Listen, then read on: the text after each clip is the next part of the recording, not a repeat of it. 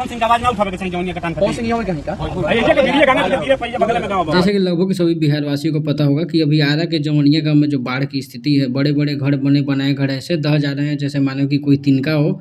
और वहीं के लोग जो है पवन सिंह से भी गुहार करने के पवन सिंह को भी इस मुद्दे पर बात करनी चाहिए या फिर आना चाहिए मिलने के लिए, क्योंकि पवन सिंह का घर बगल में ही है। आरा में ही बाढ़ आई है और आरा में ही पवन सिंह का घर है, आरा के जवनिया गाँव में। तो वहाँ की जनता जो है ये डिमांड कर रही है कि पवन सिंह को उनके बीच जाना चाहिए। तो पवन सिंह हमेशा राहत का काम करते हैं और लोगों के बीच जाते हैं। बाकी पवन सिंह को लेकर के एक और अपडेट आ रही है, पहले देख लीजिए वीडियो। पवन बाबू से बोला अभी समझाओ तनी।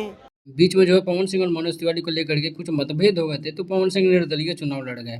उस बार बीजेपी से टिकट मिलने की बात हुई थी, फिर दोबारा से बीजेपी से टिकट मिलने की बातें हो रही है। विधानसभा का चुनाव पवन सिंह लड़ने वाले हैं। इस बीच पवन सिंह को लेकर के मनोज तिवारी ने एक प्यारा सा फोटो अपलोड किया है और इसके कैप्शन में लिखा है भाई भाई। जो फोटो उन्होंने अपलोड किया है आप इसको देख सकते हैं।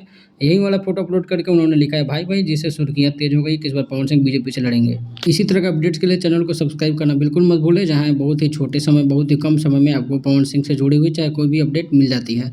सब्सक्राइब करें, वीडियो को लाइक करें। वीडियो देखने के लिए थैंक यू।